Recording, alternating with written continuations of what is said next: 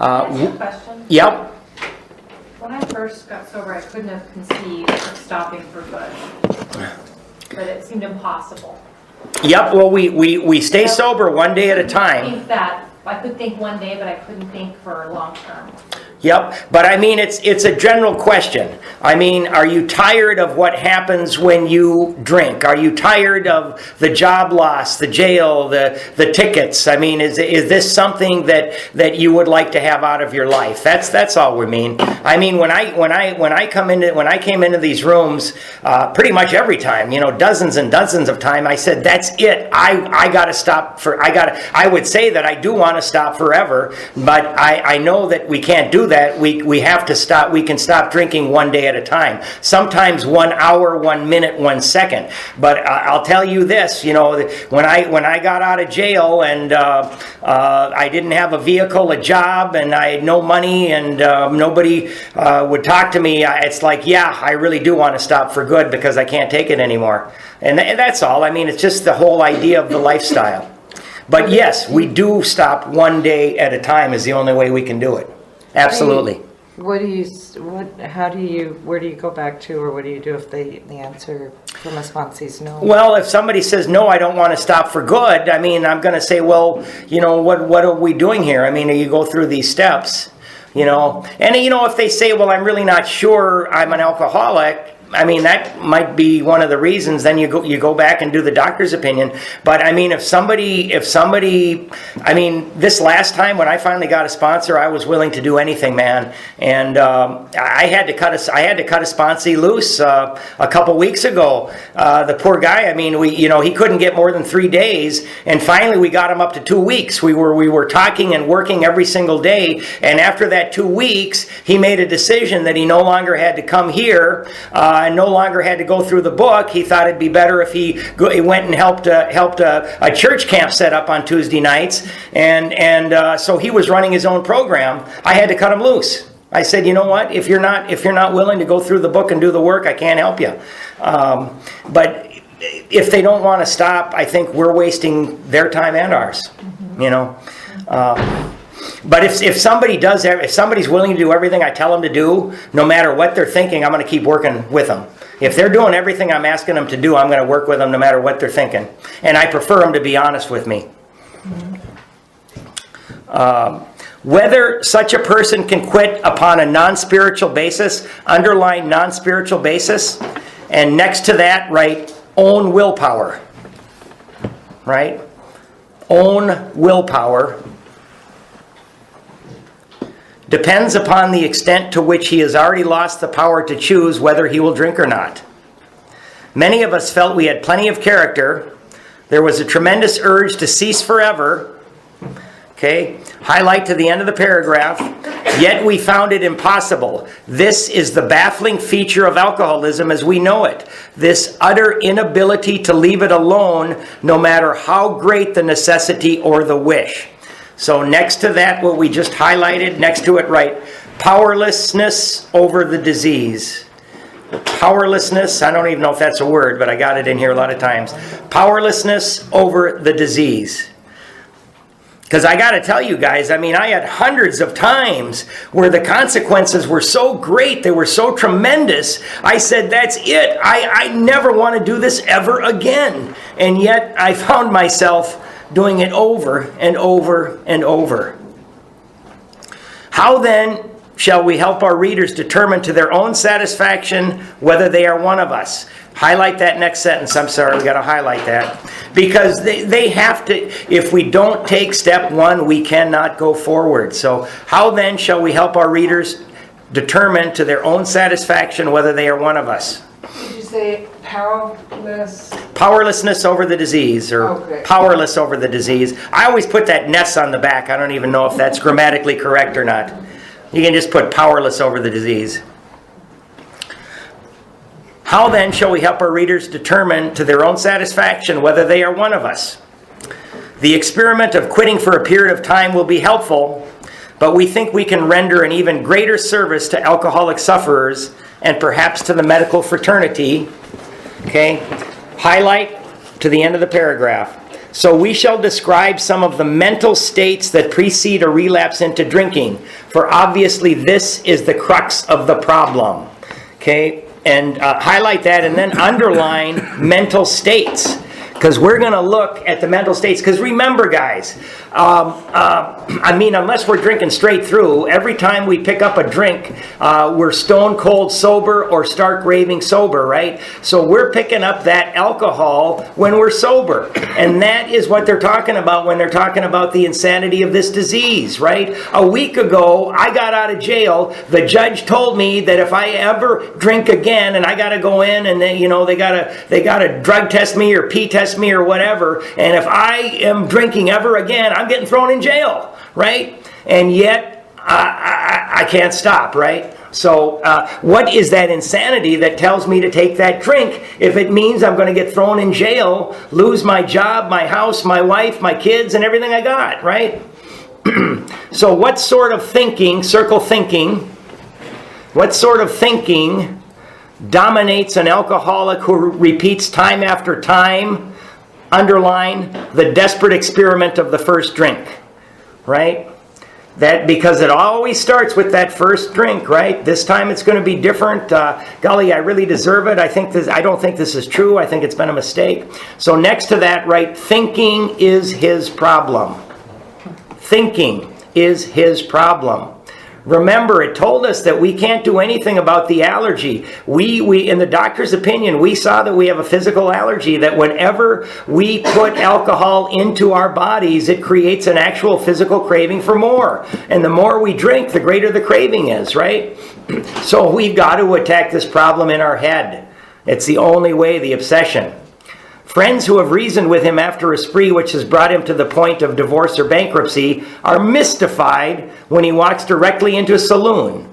Why does he? Underline, of what is he thinking? Okay, so it's what in the hell are we thinking about? So put a little line under of what is he, and under it write second case. Second case. So the first case was the man of 30 who thought that after a long period of time, he thought he could drink like regular men. So the man of 30 is the real problem in his body, which assures that he cannot drink successfully? Or is it in his mind, which tells him that after 25 years of sobriety, it's okay to take a drink, right? Because he can drink like other men. Never have we seen a case where an alcoholic can ever be able to drink like a normal man. Once an alcoholic, always an alcoholic, right? So second case, I like this guy. This guy reminds me of me. Our first example is a friend we shall call Jim. It's the second case. This man has a charming wife and family. He inherited a lucrative automobile agency. He had a commendable World War record. He is a good salesman. Everybody likes him.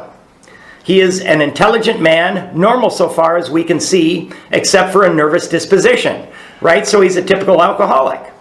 He did no drinking until he was 35.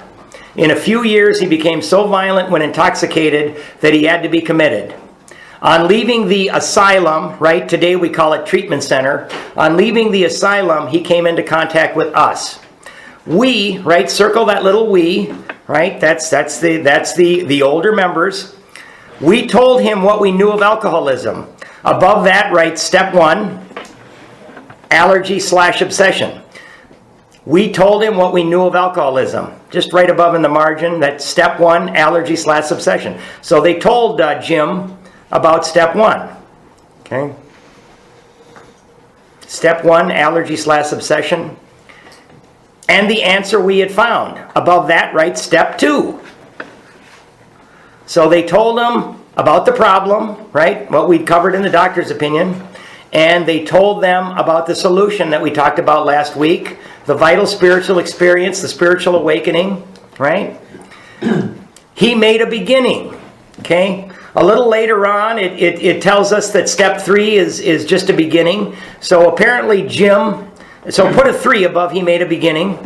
So apparently Jim has taken steps 1, 2, and 3. Okay, I did the 1, 2, 3 shuffle many times, but it never worked until I finally went a little further. His family was reassembled, and he began to work as a salesman for the business he had lost through drinking. All went well for a time, highlight, but he failed to enlarge his spiritual life. That's a big one. Highlight that. And next to it, we're going to write, he did not do the work / steps. He did not do the work / steps, right? Because, he got step 1. They told him about step 2. He made a beginning. He said, yeah, I'm going to make a decision, right? He made the decision, but he did not act on his decision, right? He did not do 4 through 12, right? He failed to enlarge his spiritual life. He did not do the work / steps. To his consternation, he found himself drunk half a dozen times in rapid succession. On each of these occasions, we worked with him, reviewing carefully what had happened. My goodness sakes, can you imagine what good AA members these guys are? Jim got drunk 6 times in a row, and each time they went over to Jim's house, and they said, okay, Jim, we're going to see exactly what happened and why you succumbed to that idea that you could take the first drink. So they're over there working with Jim. These are really good AA members. On each of these occasions, we worked with him, reviewing carefully what had happened. Highlight this next little phrase. He agreed he was a real alcoholic and in serious condition. Okay, next to that, write step 1. So Jim's got step 1. He's got that. He knew he faced another trip to the asylum / treatment center if he kept on. Moreover, he would lose his family for whom he had a deep affection. Now hold on, don't turn the page. This is something, and if you've got somebody that's not, because he would not do the work, right? So let's write, others may be more willing. Come back when you are willing. That's like the guy I had to cut loose. He wasn't willing. Others may be more willing. Come back when you are willing. In other words, there's only so many hours in the week.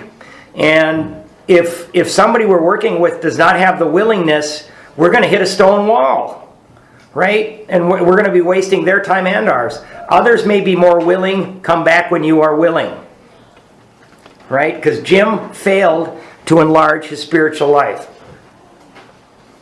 Others may be more willing. Come back when you are willing. And usually we become more willing when we drink lots of whiskey. Drinking lots of whiskey, maybe doing lots of cocaine, right? That's what made me willing. Lots of pills too, lots of gambling. All of them combined made me a little more willing. Moreover, he would lose his family for whom he had a deep affection.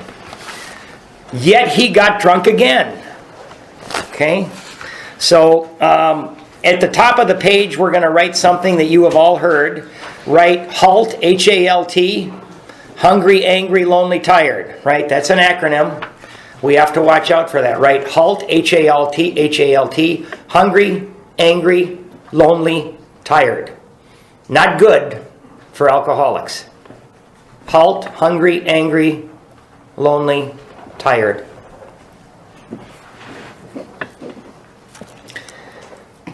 We asked him to, yet he got drunk again. We asked him to tell us exactly how it happened. Highlight that little phrase, we asked him to tell us exactly how it happened. And next to that, write, let him talk, or her.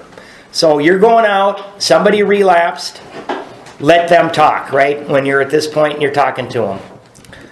Let him talk or her talk, obviously. I'm a firm believer that men sponsor men and women sponsor women.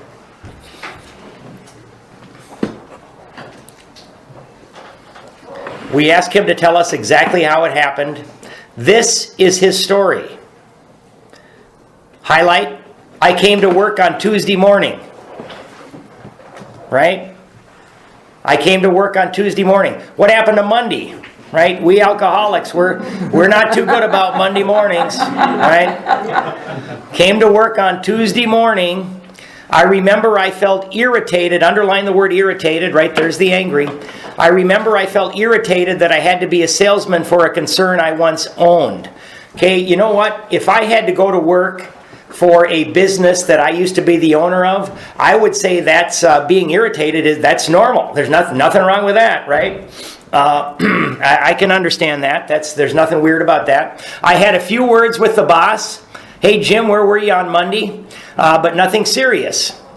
So there's a little bit of anger going on. Then I decided to drive into the country and to see one of my prospects for a car. Okay, so I'm a commission salesman, right? And if I leave the shop, I don't make money, right? So then I decided to drive in the country and see one of my prospects for a car. I guess that same normal thinking for an alcoholic car salesman, right? But he ain't going to make any money, I'll tell you that.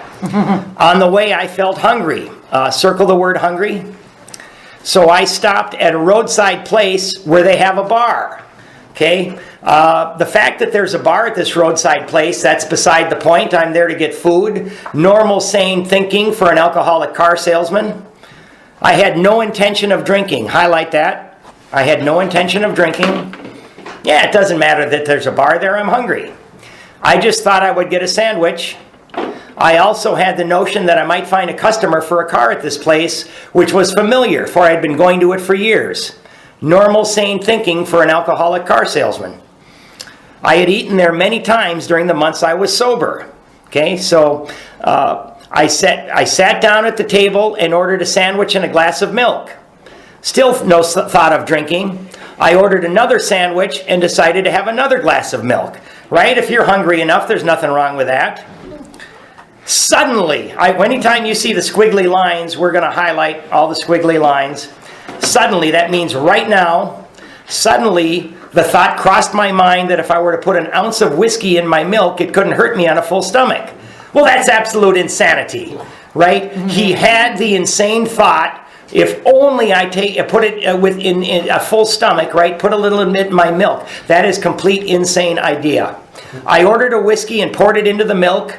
I vaguely sensed I was not being any too smart, but felt reassured as I was taking the whiskey on a full stomach. The experiment went so well that I ordered another whiskey and poured it into more milk. That didn't seem to bother me, so I tried another. After another, right, allergy took over. Allergy took over. Okay? And also, next to those, the italics, we're going to write, did not deal with resentment. Remember, he had some words with his boss. So he, you know what? He had an argument with his boss, and I think that's the real reason he left the shop. He got angry and pissed, and I'm getting out of here, right? I'm going to go see somebody about a car outside. Did not deal with his resentment. So the allergy took over again. Thus started one more journey to the asylum, treatment center, whatever, for Jim. Here was the threat of commitment, the loss of family and position, to say nothing of that intense mental and physical suffering. Highlight the next 5 lines. Mental and physical suffering which drinking always caused him. He had much knowledge about himself as an alcoholic, yet all reasons for not drinking were easily pushed aside in favor of the foolish idea that he could take whiskey if he only mixed it with milk. Right? So, Jim's is the problem for Jim? Does the problem exist in his body, right? Which assures us that we cannot drink, or is the problem in his mind, which is telling him it's okay to drink the whiskey if only he mixes it with milk and drinks it on a full stomach, right? We have got to attack the problem in our mind. There is nothing we can do about the physical allergy. Whatever the precise definition of the word may be, we call this plain insanity. Underline that, plain insanity. How can such a lack of proportion of the ability to think straight be called anything else? You may think this an extreme case. To us it is not far-fetched. For this kind of thinking has been characteristic of every single one of us. Circle that. Circle that and highlight it. Right? So this is not an extreme case. All of us have these thoughts in one form or another that trick us into taking that first drink.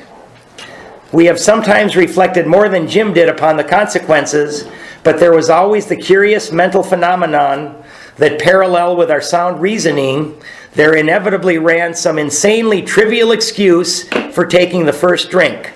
Our sound reasoning failed to hold us in check. Underline, the insane idea won out. right? That's always, guys, whenever we're stone cold sober and we take that first drink, we're succumbing to the insane idea. Next day we would ask ourselves in all earnestness and sincerity, how could have it happened? Okay, highlight the next 3 lines. In some circumstances, we have gone out deliberately to get drunk, feeling ourselves justified by nervousness, anger, worry, depression, jealousy, or the like.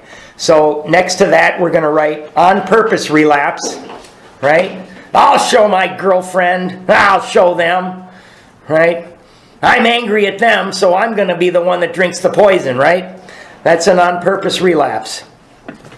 But even in this type of beginning, we are obliged to admit that our justification for a spree was insanely insufficient in the light of what always happened. We now see that when we began to drink deliberately instead of casually, there was little serious or effective thought during the period of premeditation of what, underline or circle, the terrific consequences might be. Right? So the trivial, insane idea wins out, and we're gonna when we drink on a line, we're gonna run into the truth, man, and it's usually not good. Okay, so let's highlight the next 3 lines, and next to it write third case. Our behavior is as absurd and incomprehensible with respect to the first drink as that of an individual with a passion, say, for jaywalking, right? Third case, jaywalker. He gets a thrill out of skipping in front of fast-moving vehicles. So this guy goes down to the interstate and he jumps around and he twirls around and spins and sees how close he can get to these fast-moving vehicles without getting hit. He enjoys himself for a few years in spite of friendly warnings. Up to this point, you would label him as a foolish chap having queer ideas of fun. Luck then deserts him, and he is slightly injured several times in succession. You would expect him, if he were normal, to cut it out. Presently, he is hit again, and this time has a fractured skull. Within a week after leaving the hospital, a fast-moving trolley car breaks his arm. He tells you he has decided to stop jaywalking for good. Okay, that's right now he's singing our national anthem. Never again, honey. Right? His wife is getting pissed of going out, and she's the one working. She's the one supporting him. This guy's going in and out of hospitals and treatment centers. I promise this is the last time, right? But in a few weeks he breaks both legs. So next to that, you don't need to hide, but next to that first paragraph, just write insane behavior. Insane behavior. And obviously he's just making a point, right? But I mean, when you think about it, though, that kind of describes us.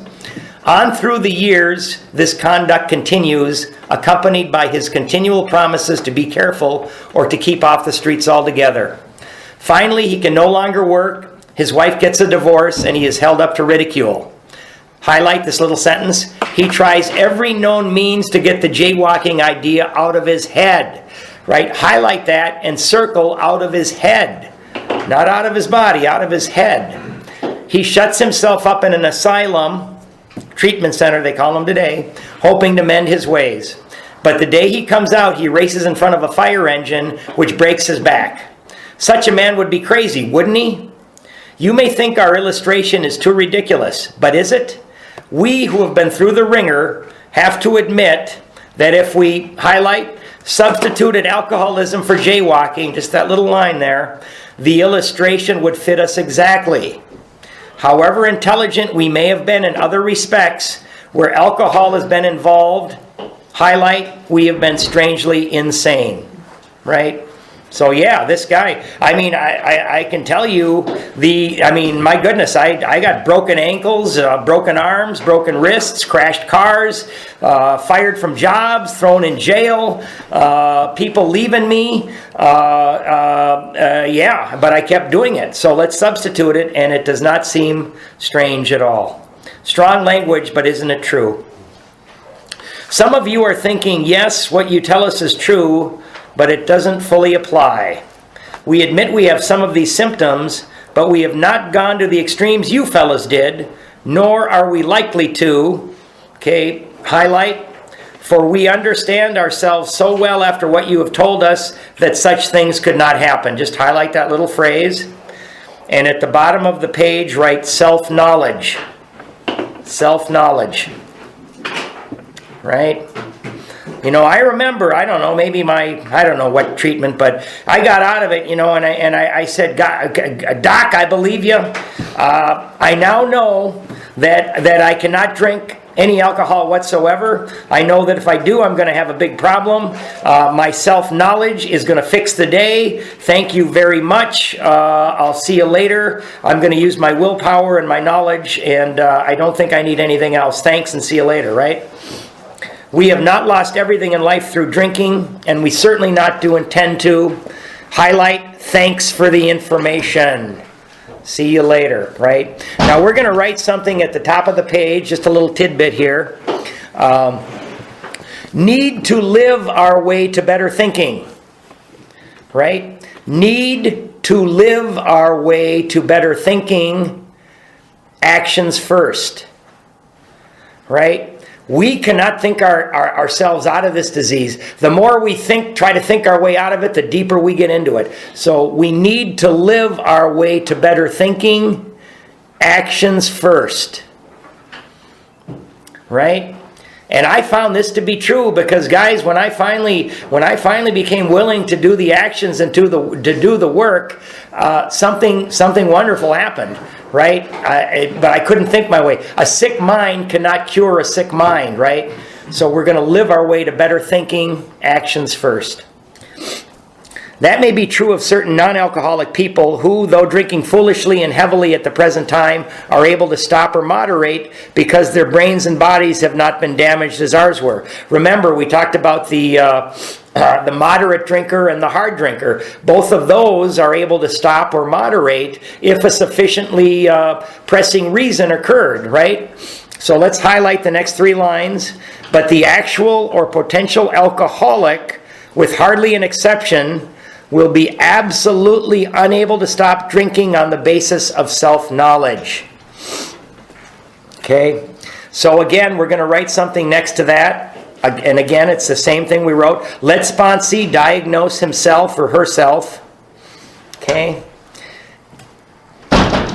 Knowing this, right? Self-knowledge or knowing this will not save you / need God. We're going to need God or a higher power. So you can write self-knowledge will not save you. You need God.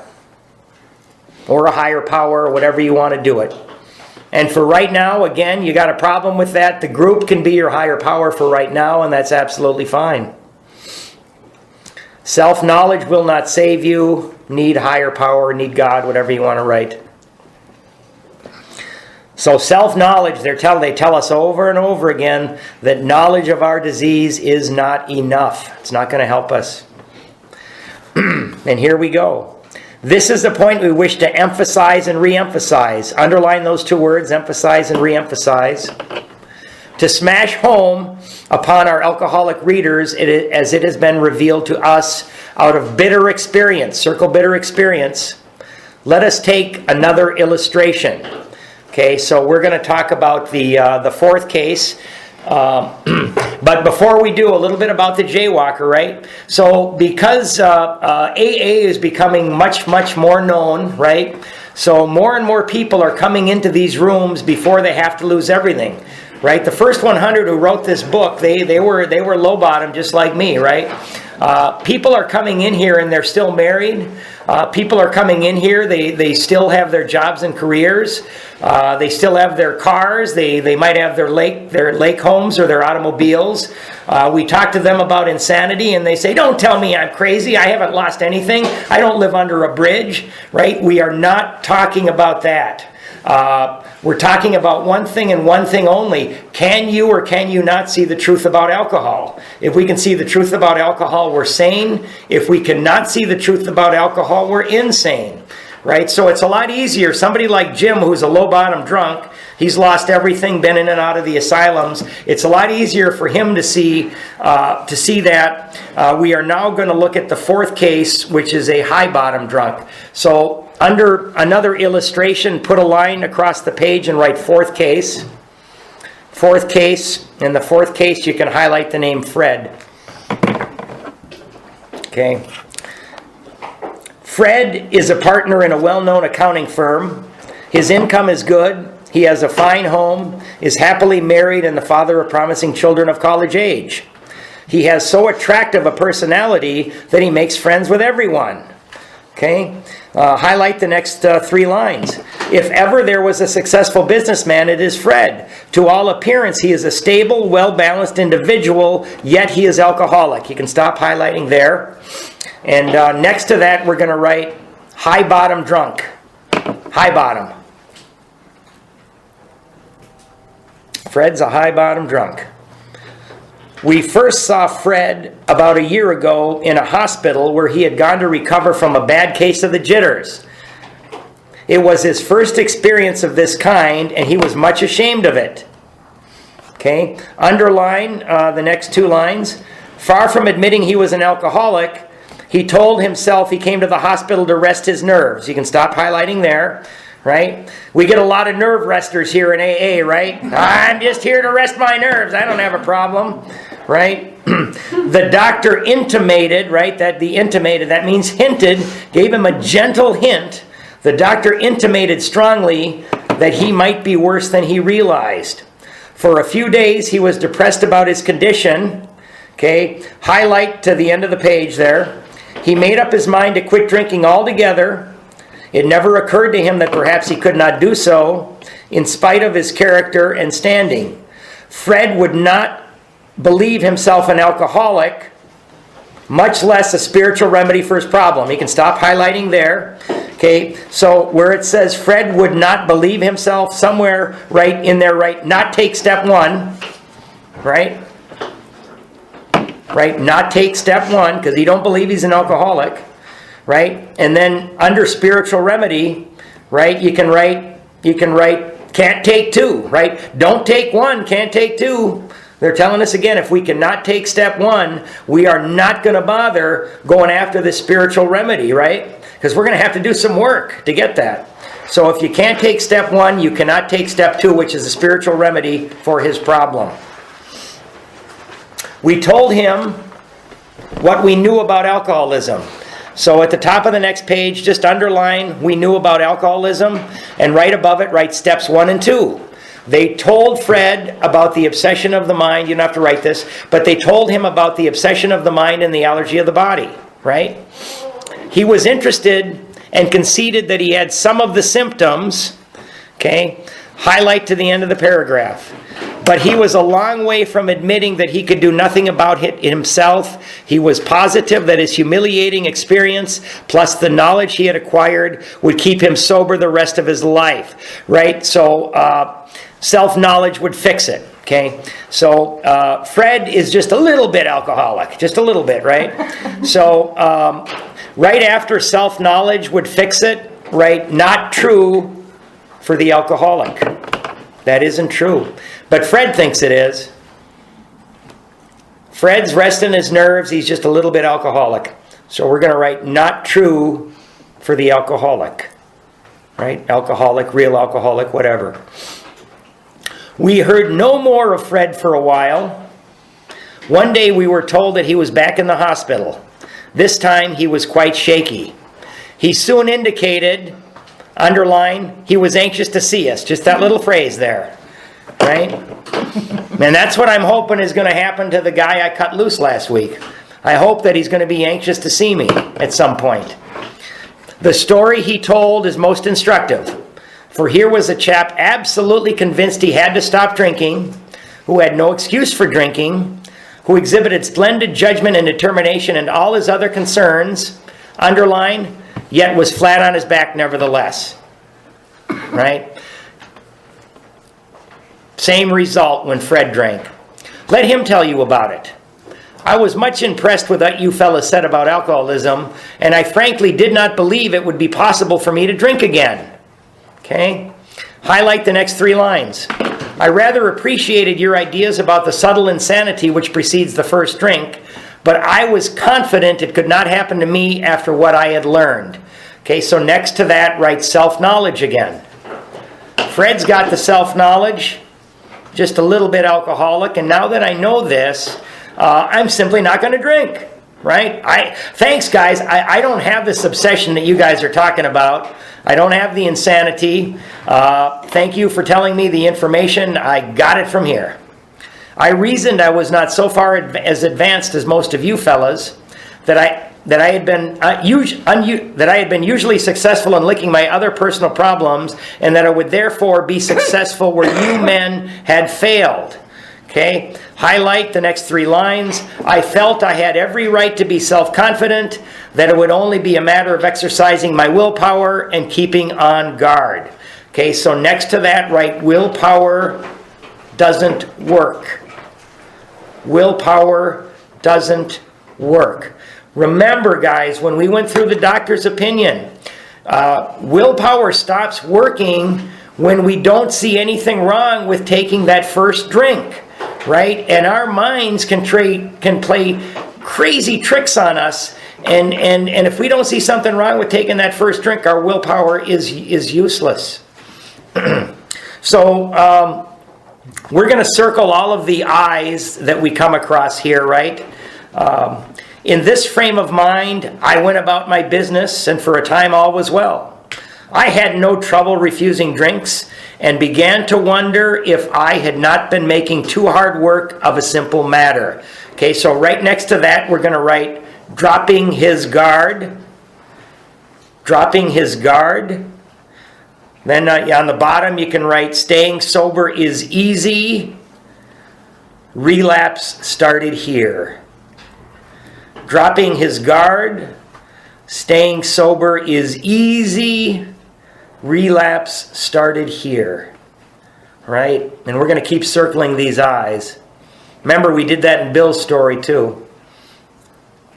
So, you know what? I had not been making too hard work of a simple matter. Right? Dropping his guard, staying sober is easy. Relapse started here. One day I went to Washington to present some accounting evidence to a government bureau.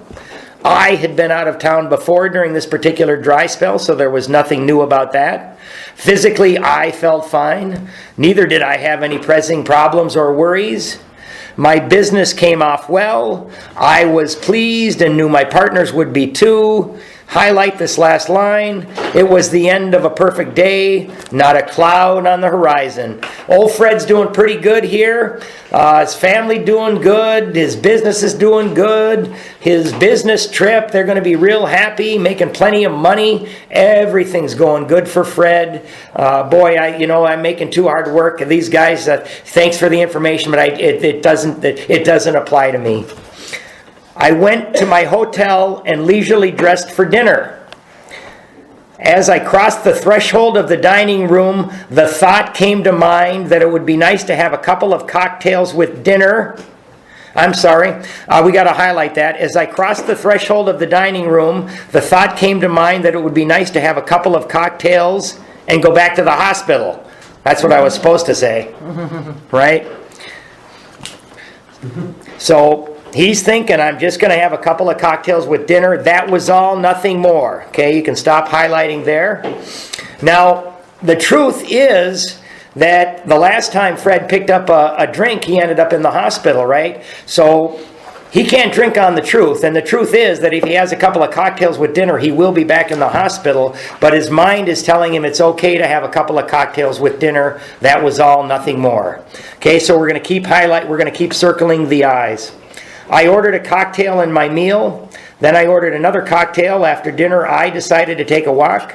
When I returned to the hotel, it struck me a highball would be fine before going to bed. So I stepped into the bar and had one. I remember having several more that night and plenty next morning. I have a shadowy recollection of being in an airplane bound for New York and of finding a friendly taxi cab driver at the landing field instead of my wife. The driver escorted me about for several days. I know little of where I went or what I said and did. Underline the last sentence. Then came the hospital with unbearable mental and physical suffering. So next to that paragraph, we can write classic blackout. Classic blackout. And not all alcoholics have to black out, right? You don't. I remember I went to a party at a lake cabin on a Friday night.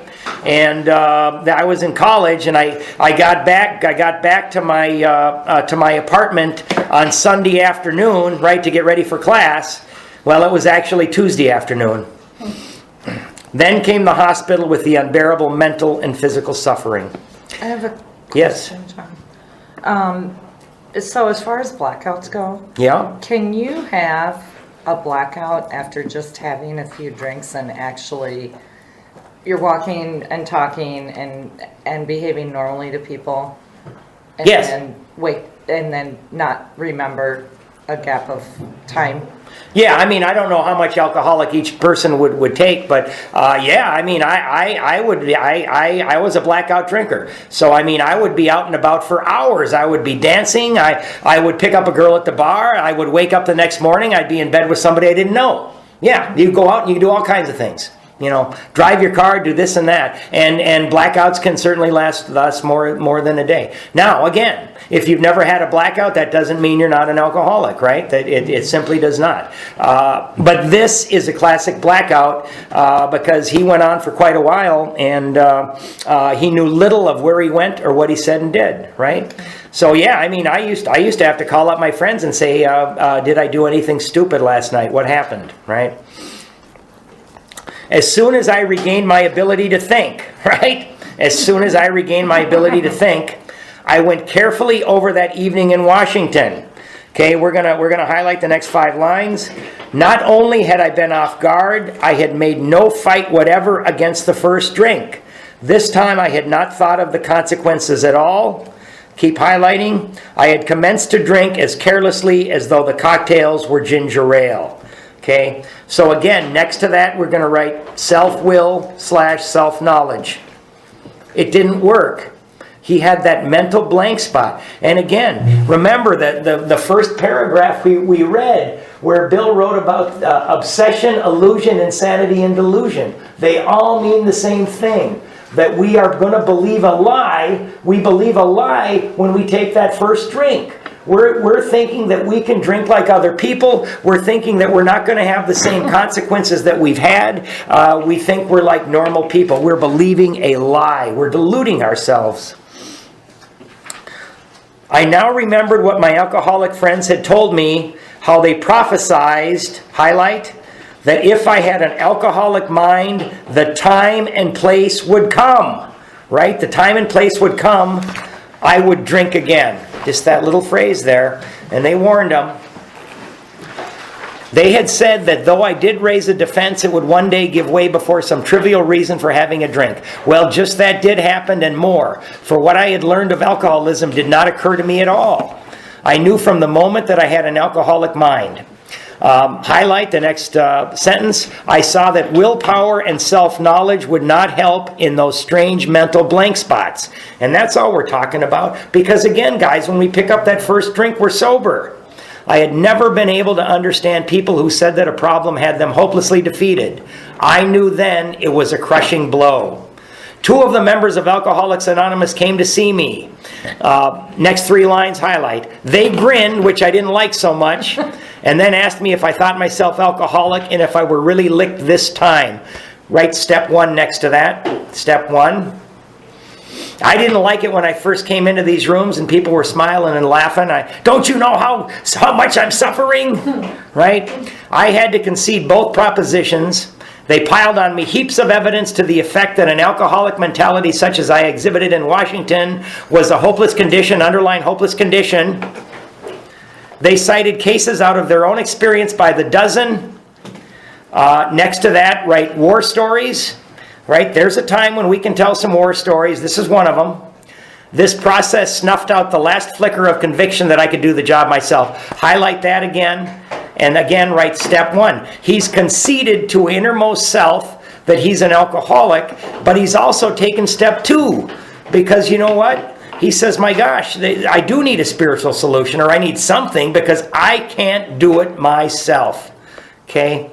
So again, we're going to highlight the next line too. Then they outline the spiritual answer. Okay, next to that, right, somewhere above it, write step 2.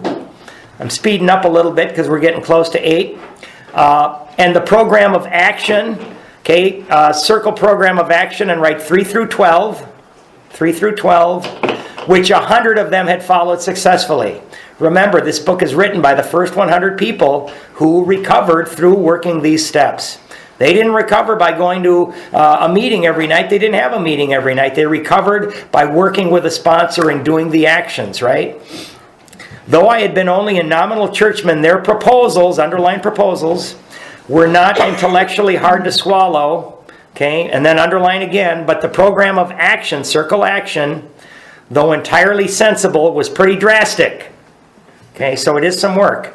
Now, highlight to the end of the paragraph. It meant I would have to throw several lifelong conceptions out the window. Above window, write old ideas. Old ideas. That was not easy. Okay? But the moment I made up my mind to go through with the process, circle process and write all 12 steps, I had the curious feeling that my alcohol condition was relieved, as in fact it proved to be.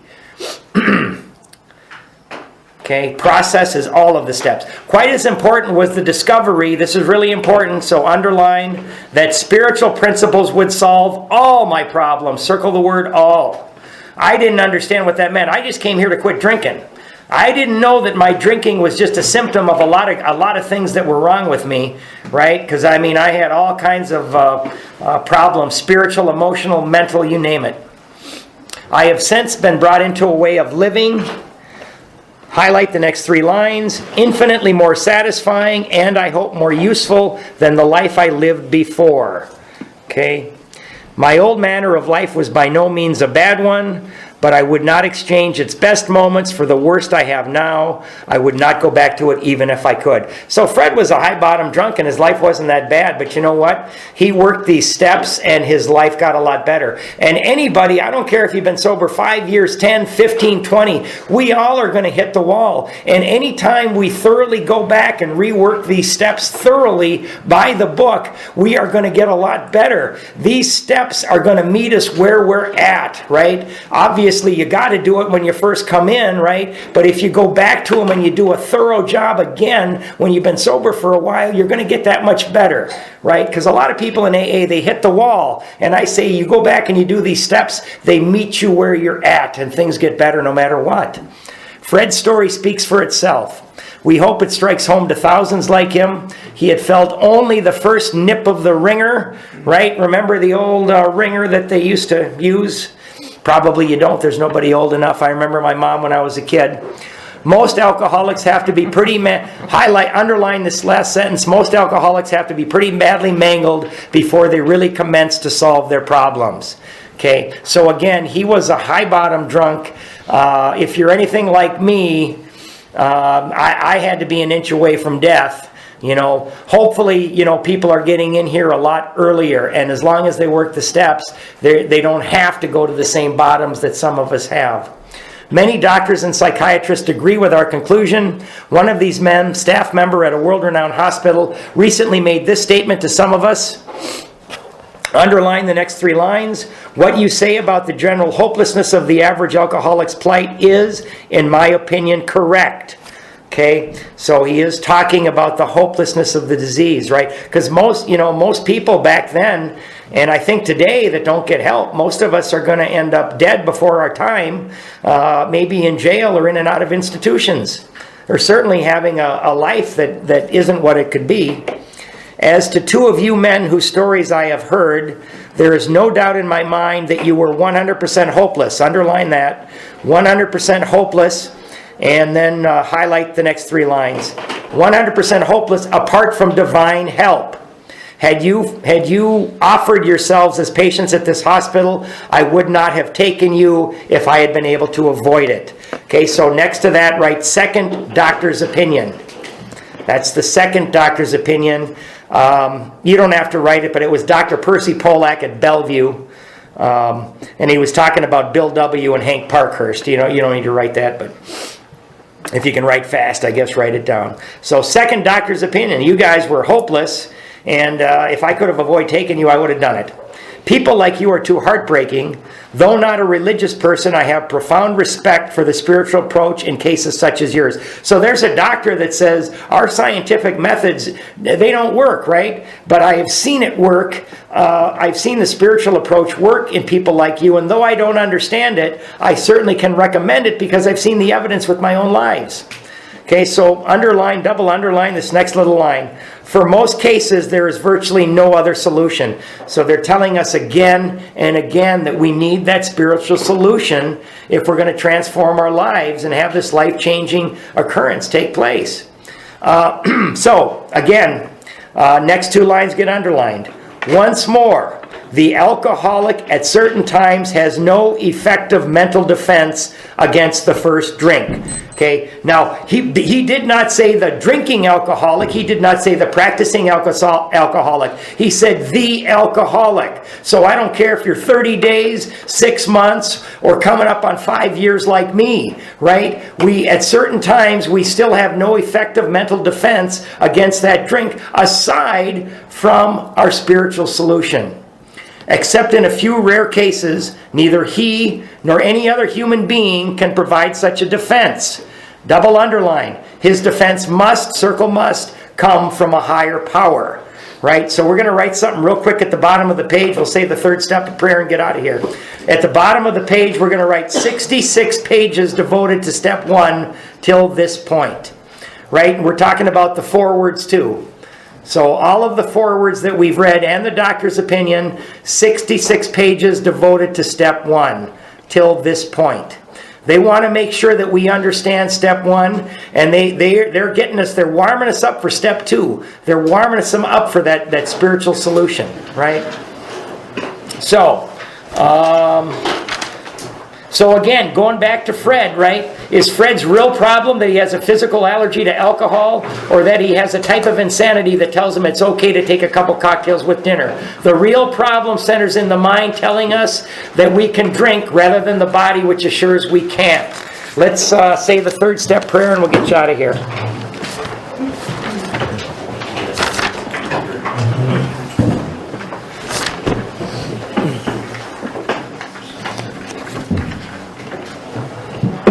God, I offer myself to Thee, to build with me and to do with me as Thou wilt. Relieve me of the bondage of self, that I may better do Thy will. Take away my difficulties, that victory over them may bear witness to those I would help of Thy power, Thy love, and Thy way of life. May I do Thy will always. Peace. So guys, we got one more week and then we got a 2-week break because we're not meeting the Tuesday after Memorial Day. So I'm going to hand out a little bit of step 4 and give you a very simple instruction next week to get started on that in the 2 weeks. Yay! So